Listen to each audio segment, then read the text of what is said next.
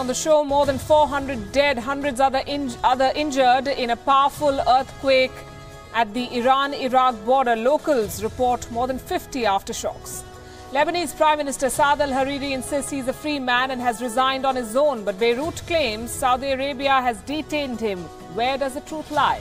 Will British Prime Minister Theresa May survive in office till Christmas? More than 40 MPs come together to dethrone her. WION reports from London. Billions of dollars in deals being struck in the sky. The highlights from the Dubai Air Show coming up ahead.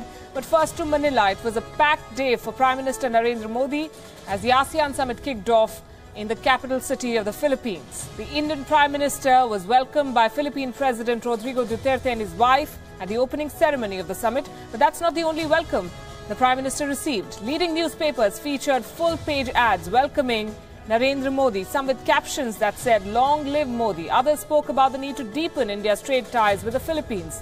As if in response, the Indian Prime Minister addressed a business summit in Manila and made a push for his pet project, Make in India. He highlighted his minimum government, maximum governance policy and hailed New Delhi's efforts to push for the adoption of digital transactions and simplify laws and rules to start a business. One of the major themes of this summit is entrepreneurship. We have launched a campaign called Make in India. Through this initiative, we are committed to transform India as a major player in the global value chain. We want to make India a global manufacturing hub. At the same time, we want our youth to be job creators, not just job seekers. Prime Minister Modi also met the Indian diaspora in the Philippines. In his address there, he underlined the importance of the South Asian region, highlighting his government's Act East policy. आप लोग आकर के मुझे आशीर्वाद दे रहे हैं, मैं आपको विश्वास दिलाता हूं, जिस मकसद के लिए देश ने मुझे काम दिया है, उस मकसद को पूरा करने में मैं कोई कमी नहीं रखूंगा.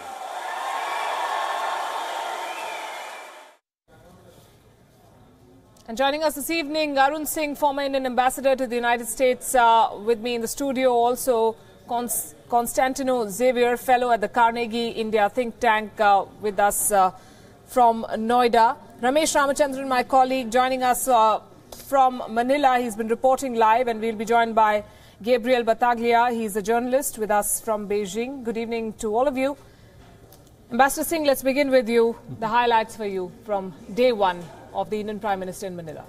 So I think there are several things. The ASEAN Summit itself, and tomorrow, of course, we're going to have the India-ASEAN Summit, the East Asia Summit, his bilateral meeting with the President of Philippines. But I think today the focus was on his meeting with President Trump. And it was an important meeting taking place in the context of the East Asia Summit, where naturally they discussed the architecture of security in the Indo-Pacific region. They also discussed several aspects of bilateral relationship. In the briefing that was just done by the Foreign Secretary, he mentioned that there was a lot of focus on the trade and economic issues related to the challenge of terrorism, the whole architecture of security, the strategic landscape covering Korea, West Asia, Myanmar, Afghanistan. So these were among the issues that were touched in the discussions, including, of course, the issue of defense cooperation.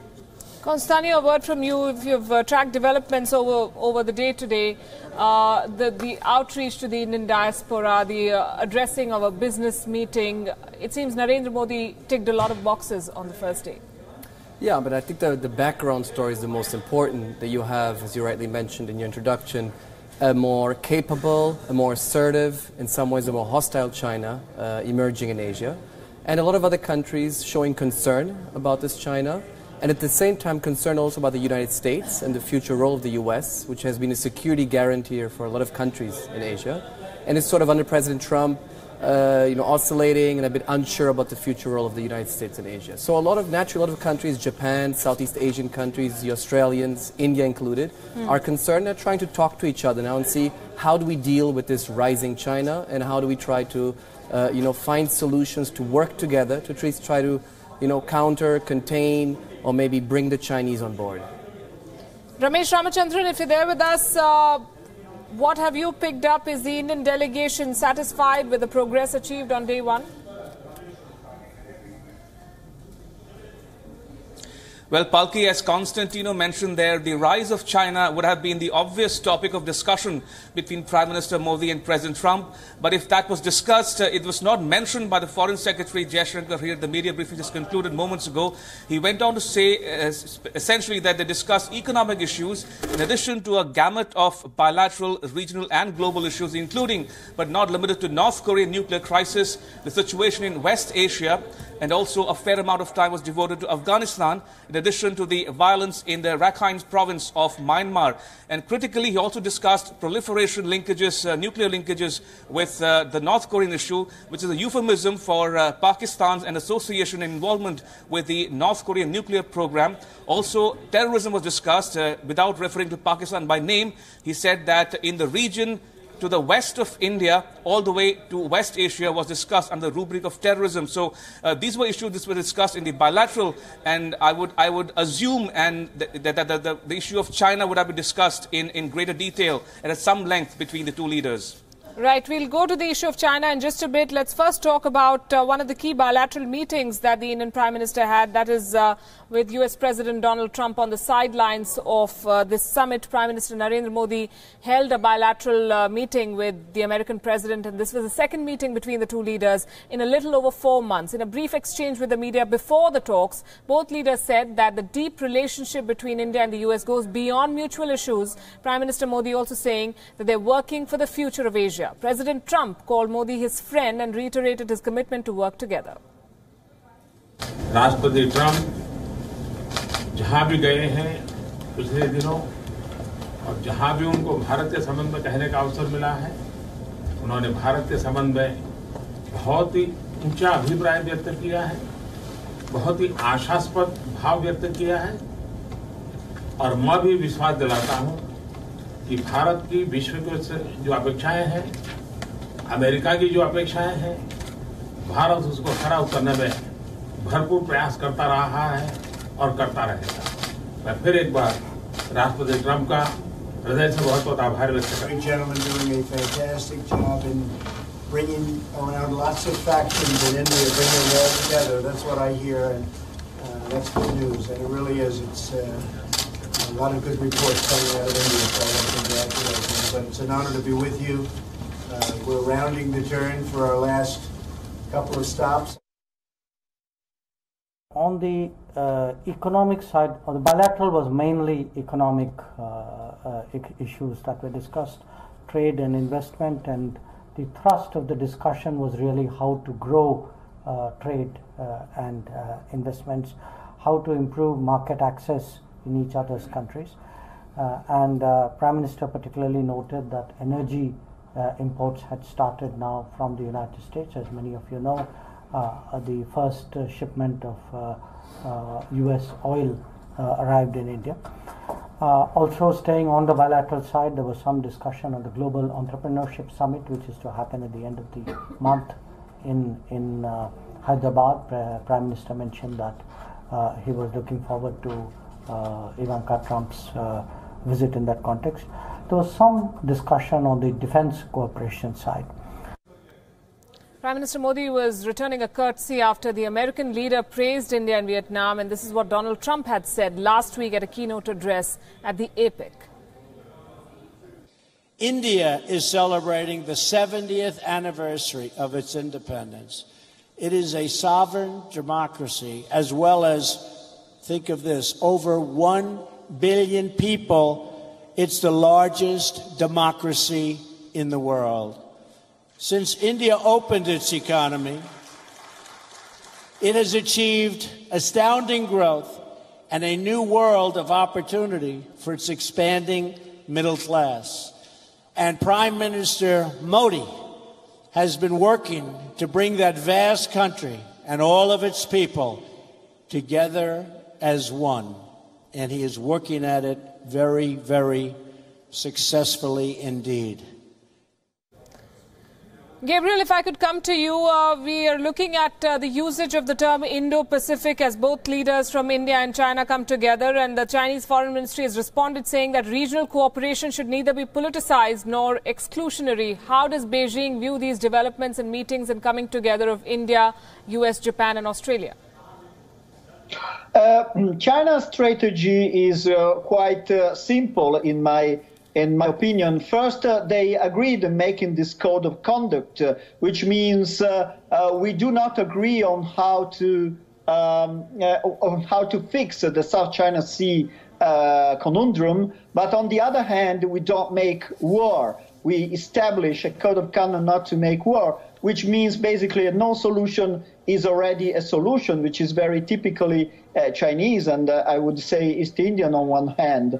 On the other hand, they're trying to co-opt, to engage all the other countries in bilateral agreements based on commerce and especially on the big project, which is the new Silk Road, the Belt and Road. So what we see is that they try to, there is a huge narrative about the Belt and Road that they develop all the region and so on. This is a typical political Chinese idea, I would say almost a philosophy, by which if we make commerce, if we make business, we don't make war. And this is what is going to go, I mean, it could be like that for years, I think. They won't change this kind of strategy any soon. Ramesh, would it be fair to say that at this point, the Quad is little more than a concept? And from the statements that I've seen from all sides, especially the Indian side, it appears that they're trying to downplay whatever they're trying to do. Absolutely. That said, Palki, this is not a new concept. It is at least a decade old, if not more. This was mooted by Prime Minister Abe of Japan way back in 2007 when it first met. And since then, we've seen it remain in the limbo. And yesterday here in Manila, they met for the second time in a decade. So clearly, this is, as an Indian diplomat pointed it out to me, a work in progress. But that said, the outlines of this so-called concept is there for all to see. Although India will not admit or acknowledge it in so many words, the fact of the matter is that this is essentially a grouping or a convergence of interests among India, the US, Japan and Australia in trying to manage the affairs of the Indo-Pacific region in a manner that will give some satisfaction and assurance to the countries in the ASEAN region in particular that China's so-called peaceful rise will not be at their expense. Now that said, I asked Foreign Secretary Jaishankar moments ago about what this concept might actually entail and when might the next meeting of the Quad be held, where and at what level, and also why no joint statement was issued towards the end of yesterday's Quad.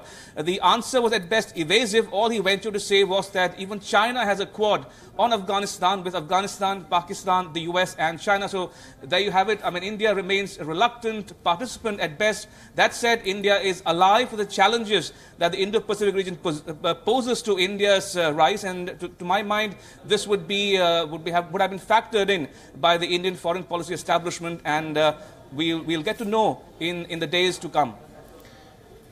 Constantino, yesterday there was a senior official level interaction, and the press release makes for interesting reading if you compare. While the other three countries, US, Australia and Japan, mention, and I'm quoting, respect for international law in the Indo-Pacific and maritime security in the Indo-Pacific, India is stressing on the word inclusive.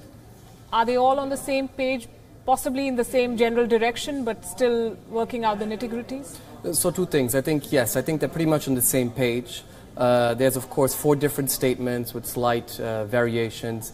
But the fundamental issue is that you have a China which is now investing in connectivity, which is which is not inclusive, which is basically China showering money on certain countries, buying them off, creating a debt trap for a lot of these countries. For example, Bangladesh, China has announced US dollars 24 billion worth in loans and grants at very high interest rates. To give you a comparative figure, India's comparative figure is 4 times less than those 24 billion in Bangladesh. So this is a huge problem for India and for various neighbors. The second issue is, I think something which needs to be highlighted today is that President Trump said very clearly that he offers his role for mediation and arbitration in the South China Sea. where China has aggressively built islands, militarized islands, penetrated exclusive economic and maritime zones of the Philippines and other countries, and played a very aggressive posture. Now, when the President of the United States starts saying, I'll mediate, it sounds like he's not going to step up and actually contain China. He seems to say sort of, you're on the same footing here, Japan, Philippines, and I'm going to try to mediate, and you both have relatively legitimate claims. Now, this is a big change in the U.S. posture, and I think that should be of concern to several countries in Asia. Your thoughts on this, Ambassador Singh? Also, it appears more and more as we look at the statements and the press release of all the sides. The immediate aim is not really containment. It is to send a message to Beijing that this is a strategic alliance that we are working on.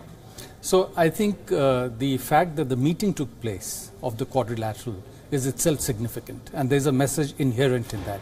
At the same time, if you saw in Foreign Secretary's briefing, as Ramesh mentioned, there's a deliberate attempt to downplay the significance, because he said there was only a fleeting mention of the Quad in the meeting with President Trump, that it was a meeting of middle-level officials, and that many countries have trilaterals and Quads, and these are happening all the time.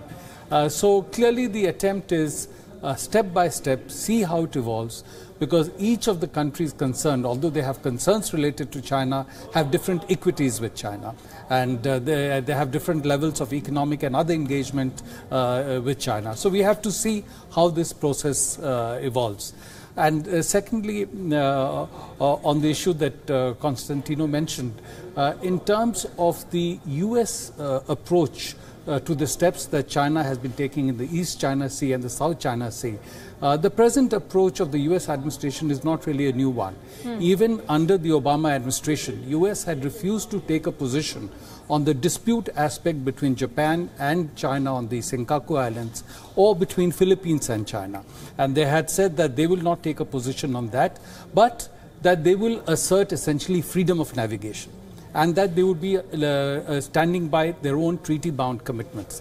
So keeping in mind what they see as their interest, they have stayed away from getting involved in the specifics of the dispute, and therefore suggesting that we are ready to mediate is not something that will really take them very far, but it's just an attempt to show that we are involved in the issue.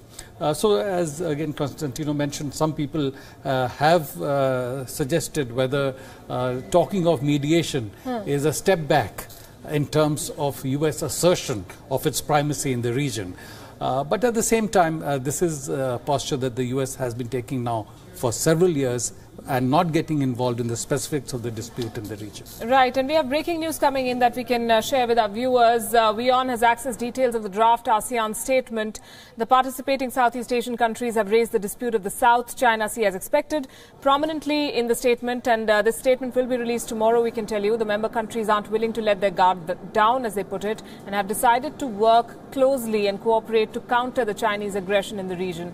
This is after Vietnam and China agreed to let sleeping dogs lie and not raise the issue during this summit. South China Sea remains a bone of contention between China and some Southeast Asian countries. It's a source of resource-rich region of the Pacific Ocean. Almost all of South China Sea is claimed by China. ASEAN members Malaysia, the Philippines, Brunei and Taiwan also stake claim to territories here.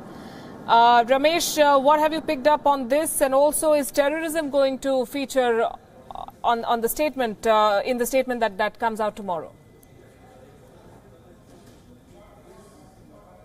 Well, Palki, essentially what's the mood in the ASEAN today as we speak is that all the countries aggrieved by China's so-called aggressive postures in the South China Sea want essentially a binding code of conduct that will be applicable to all countries in the region, including China. And we are given to understand that China has agreed to consider such a proposal, and one can see this formulation develop over a period of time in the next few days and weeks.